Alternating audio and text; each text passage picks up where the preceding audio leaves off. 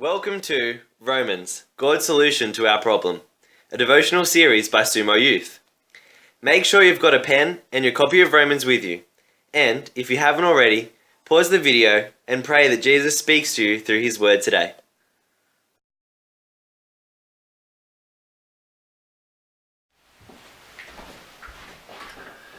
Hey guys, welcome to day 40 of our series of devotions from Romans with Sumo Youth. The passage we're reading today is the beginning of Romans chapter 5, and this passage is actually packed full. For those of you who grow up in church or kids' church or Sunday school or reading your Bibles, it's packed full of kind of famous verses. Ones which maybe you did as a memory verse sometime, or which will sound familiar from songs that we sing, or all kinds of places like that. So as well as answering the three questions that we've got for you today, read through this a little bit slowly. See if you recognize any of those verses. And maybe if you do, remember them and see if you can get them back into your mind. And if not, maybe see if you can pick a verse today and take the time to read through it and lock that one in your mind, because there are some amazing verses that sum up the gospel in this passage. But as well as doing that, here's the three questions that we've got for you today after you've read this passage. Firstly, what does peace with God mean to you? And what does peace with God mean to you personally? Secondly, as you read through the passage, what words are used to describe humanity in the second paragraph? What words are used to describe humanity in the second paragraph? And the final question, what did God do for that humanity? Right. They're the three questions. They're going to come up on the screen. Pause the video, read through the passage, answer the question, scribble it down in your booklet if you've got one. Maybe pick a verse and commit that to memory, and then hit play again when you're ready to think a little bit more about the answers.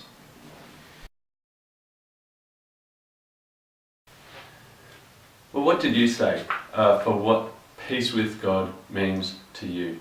It's an easy phrase to say, isn't it? Peace with God.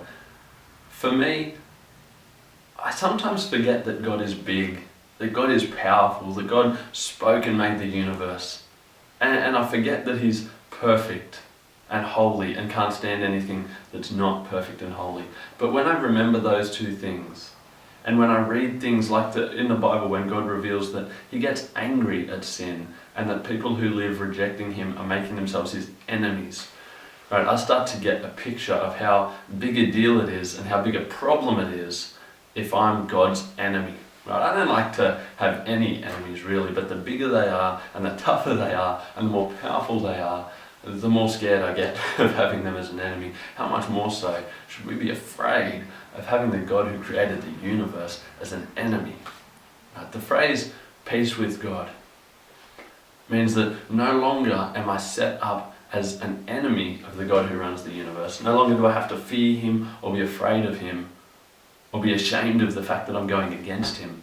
But instead, because of what He did in Jesus, if I'm following Jesus, then actually I'm on His side. Right? He goes from being that feared enemy to a dad who loves me. Right? And so I can then have peace in myself, knowing I don't need to be scared when I do the wrong thing. I don't need to be ashamed when I do the wrong thing, because I don't have an enemy of a God out there who wants to punish me. I have a dad who wants to forgive me. And peace with God transforms the way we see ourselves and live our lives when we understand that. That's for me. What was it for you? Second question, what words are used in the second paragraph to describe humanity? Well, here's a couple of them from towards the beginning. Paul says that it's while we were still weak, right? That as humans, spiritually and morally and in all kinds of ways, physically compared to God, in all kinds of ways, we're weak, right? But more than just being small, he doesn't just mean that, but he means in our hearts we're weak. Right? Because when he then uses another word, the next one he uses on the same line is the word ungodly. Right? Not only are we weak, we're ungodly, we go against God, we don't live how He wants, and we actually set ourselves up as those enemies who I was talking about before. Third word that gets used in there is sinners. Right? Where all of humanity is described as weak and ungodly and sinners. That's a pretty bad diagnosis, isn't it, of what humanity was like. Which should blow our minds then when we answer question 3. And we remember that it was that humanity, a humanity who had nothing good going for them, That's the people who God sent Jesus to die for.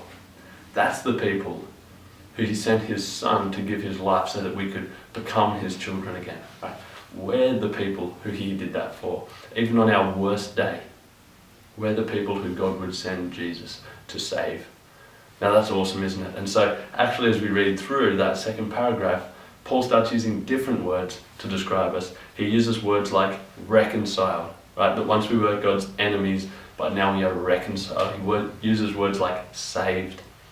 And how awesome is it to think of what we once were, as all humanity and some of us as people, what we once were, and then what God has done for us, and what we now are as his children, as his followers, people who've been saved by him. What does it look like to then go out and live our lives, not as the old humanity, as enemies of God, but to go and live out this day and this week as people who have been saved, who have been restored to God, and who are now at peace with God. Take some time, think about that, pray about that, and go out and live for Jesus.